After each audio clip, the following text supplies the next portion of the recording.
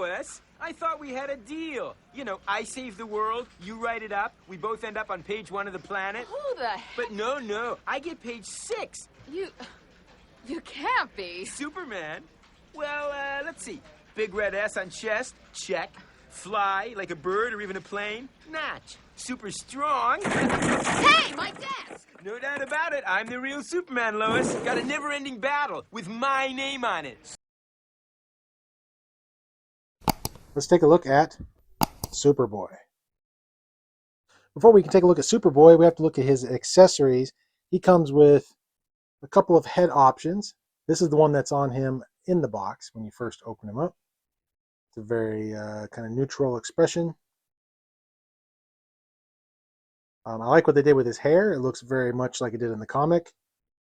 Very comic accurate. We're going to get more into these faces here in a minute.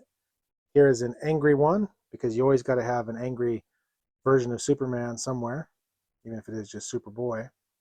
And on the pack, on him now, I should say, he's got the one here with the shades. He also, for hand options, comes with a couple of grabby hands for that tactile telekinesis. So that's pretty cool. He comes with two thumbs up hands. I've got one on him right now. He does come with two of those. On him in the package are a couple fists. And then he comes with a couple of flying hands. He also comes with a stand. Mafex always includes a stand, and that is very much appreciated. So let's get into that real quick. So some of you may be saying, why do we have to look at the stand? We all know what these stands do. We all know what they are like. But every review is somebody's first. So we're going to open this up and just do a real brief look here at how this works. There is your base. You have 1, 2, 3 holes that you can use on it.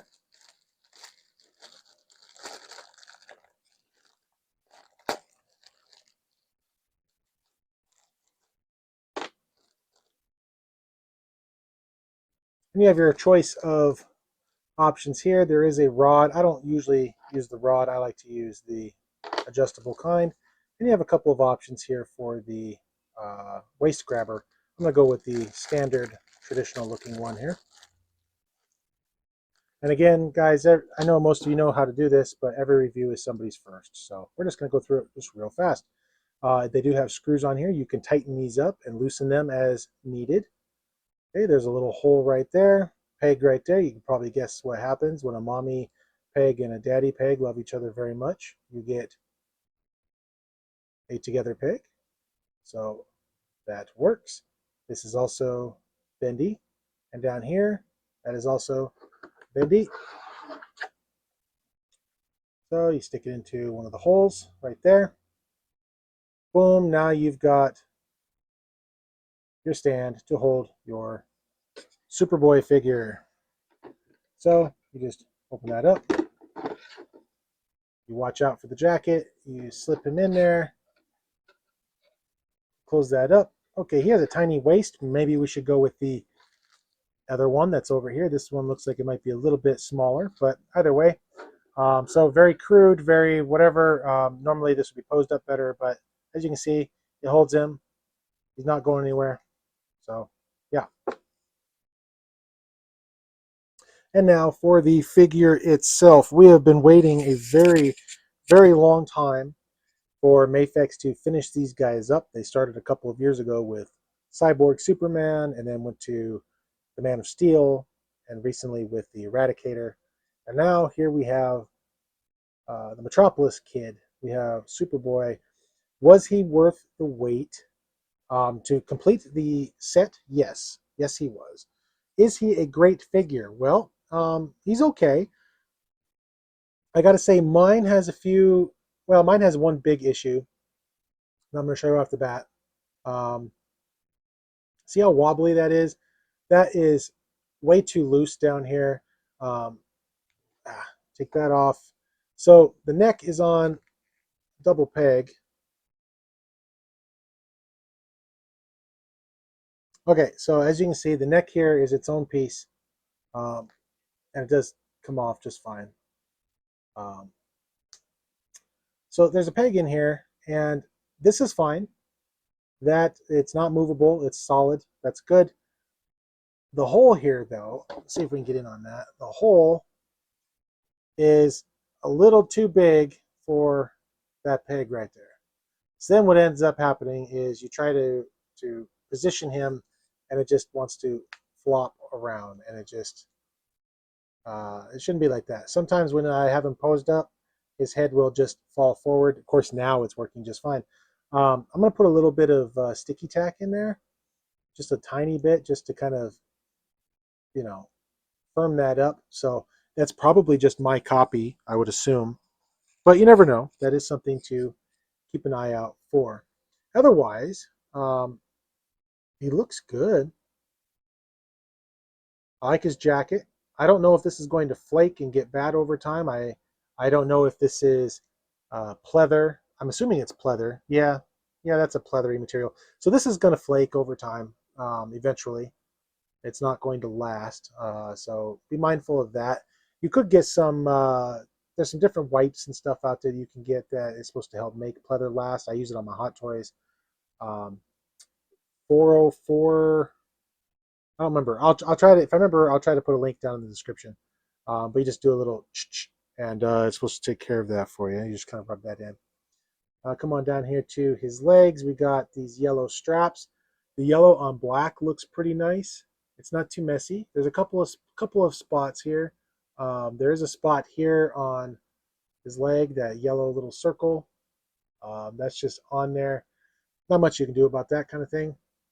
Luckily, it's in a spot I'm not going to look at too much, though, but his boots look nice. I always think the design is kind of funny because he's a 90s kid wearing basically red spandex or red yoga pants. So, that's fun. There's the Superboy butt in case you needed that. The rest of him, the colors are good. The blue here where it meets the red, that's nice. So, yeah.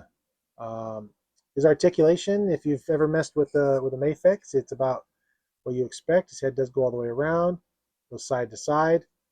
He goes up about that far. He goes down a lot, not up very far though. We do have waist swivel, and we do have this upper torso joint. Goes all the way around. I have his jacket on, so that makes it a little tougher right now. Keep in mind that there is some gappiness in here. Now this is just kind of like a Mafex thing. But when you bend them in certain positions, you will see that there is a gap in there between where the waist and the torso connect. So that's just kind of the way that they make their figures. Not much you can do about that. He does have, he has a drop down hinge there, so that way you can get up a little bit more and you can get back a little bit. And he's got double jointed knees, and his ankles, they go side to side and in and out. They do all that stuff. He has toe articulation, so that's nice. For his arms, with the jacket on, a lot of reviewers, they take the jackets off so that way they can show you what the figure can do. But I figure, in my opinion, most of you are probably going to have the jacket on, including myself. So I think it's important to show you what he can do with the jacket on, right? So his arms with the jacket on go up about that far. They go up about that far before you start to pull too much on the jacket, and they go back about that far. You do have your double jointed elbow, works with the jacket on. When you're straightening it out, just make sure you don't get the jacket bunched up in there. The jacket comes off in the package, and one thing I noticed right away is when you're putting the jacket on, you have to take his cuffs off. You got to take his hands off to fit through. His hands, when you take these off, it leaves a peg behind.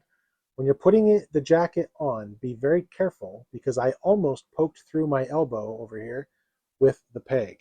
It almost poked right through, and then that would have been the end of my leather jacket. So just be careful of that. Make sure that you're doing it straight. Make sure you got it. In there properly. Inside of his jacket, it's pretty basic. It's not wired. There's no wire in here, so you can't get it into poses and stuff. But there is what feels like a metal, feels metal. It might be plastic, but it does have the zipper in there. Sorry, wasn't paying attention. So there's that. I like the jacket. I think it looks okay on him. So now for the things that I don't like. Number one, Mafex. Mafex, you continue to use the wrong S on all of these releases. Every time you do a Superman figure from the Death and Return of Superman, you use a Jim Lee S. I do not know why you continue to use a Jim Lee S, but I really wish you wouldn't have done that. This is not the correct S for this character. It's not the correct S for any of these characters. This is the Jim Lee Hush version. You can always tell Jim Lee because the very bottom here of the S, it's a very small, the bottom swoosh there, whatever you want to call it. It's very short. It's a Jim Lee S. He has the same S on his jacket. Why can't we just get a regular Superman S on this stuff? I don't understand it. It drives me crazy. I know a lot of people don't seem to care because nobody's complained enough that you stop doing it, but it drives me nuts. Anyway, it looks nice. It's painted very nice. Yeah, I have no complaints about the construction of it, just the choice to use the wrong one. Also, all right, so for these head sculpts, I don't know that this is screaming 90s Connor. Well, I guess he wasn't Connor then, was he? This isn't screaming 90s Superboy to me. They got his hair right. I don't know about the faces. I just don't know. They look a little off. Also, when you have this jacket off, these heads are too big. They're too big for the body. They are too big compared to other figures in this same line. It looks better with the jacket on because you've got all of this bunchy jacket material here to help hide it. Well, I'll show you what I mean. I'm going to bring in here the Eradicator. So here is the Eradicator. Now, if you read the original story, you know that the Eradicator didn't have a body. So he basically Xeroxed Clark's body and made himself one. So the Eradicator is supposed to be a spitting image of the real Superman. So according to Mafex here, they think that their Superman from this story looks like this. So, all right, well, that's what you went with. So that's what he's supposed to look like. This does not look like the teenage version of this, and it's supposed to. I understand they're different characters. I understand that Superboy is a clone.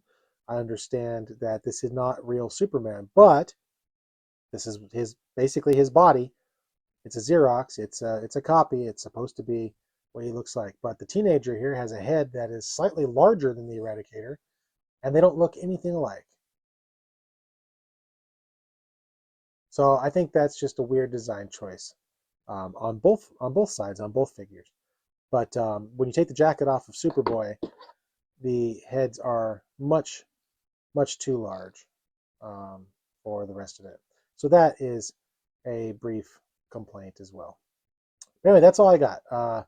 They used the wrong S again.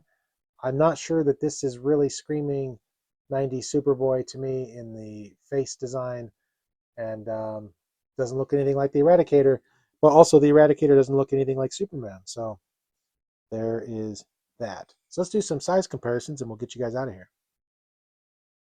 So here he is with some of his line mates. I could not find my Cyborg Superman, so we have the McFarlane one in the back. But here he is with the Eradicator side by side. So you can see what they look like there. I do think Superboy is a bit tall to be side by side with the Eradicator. Superman is typically portrayed around 6'2", 6'3". I don't think that Superboy in his teenage state would be quite this tall compared to him. And again, they don't really look anything alike. But anyway, that's them there. Then over here he is with Steel. I think Steel, who's more or less based on Shaq, Shaquille O'Neal. Steel is probably 6'6" in the comics, at the very least. He's a big guy, so I do think they made Superboy a little too tall. However, there does come a point of diminishing returns because if you make him the correct size and if you don't pack the box full of enough stuff, then like, what are you going to do? It's like you gotta give people something. Here he is with the McFarlane Cyborg Superman. I do like this. I think that this works pretty well. I think that this works better than he does with the other Mafex figures because he looks like a kid. I think Superboy was supposed to be about 15 in the comic, if I remember right. I think he was approximately the body of a 15-year-old or so. But anyway, there he is with Cyborg Superman. I think that works out pretty good. I think that as far as in the comic, these two get into it, I think that would be a good size comparison right there. So yeah, I think that he works pretty good there. You can fudge him in with McFarlane. You can obviously fudge him in with the actual Mafex. He's just a little on the tall side, if you're asking me. All right, so my ultimate recommendation is pick him up if you need to finish off your set of the Superman. And as far as 90 Superboy figures go, we don't get very many. So pick him up probably regardless if you can find him for a good price. I got mine through Ami Ami. I'm not sure if he's still available. If he is, I will leave a link. If not, you'll have a link to probably Big Bad Toy Store where you can still pre-order him. So I'm James. This is AudiHD Reviews. Thank you very much for allowing me into your space. And please, don't forget to like, comment, and subscribe if you got something out of this video. And let me know what you would like to see next. Let me know what you think of this figure if you have him. Who is your favorite Superman from the reign of the Superman? Let me know. Thank you, guys. Talk to you later. Bye. Better not broadcast that one, big guy. You got my hair wrong. Heck, you'll never get away with this. Who is there to stop us? I'm giving it plenty of thought, believe me. While you're at it, think on this! Oh! Dead. No, unconscious. Good. The Kryptonian was a problem which required a permanent solution, whereas you may come in useful for spare parts, if nothing else.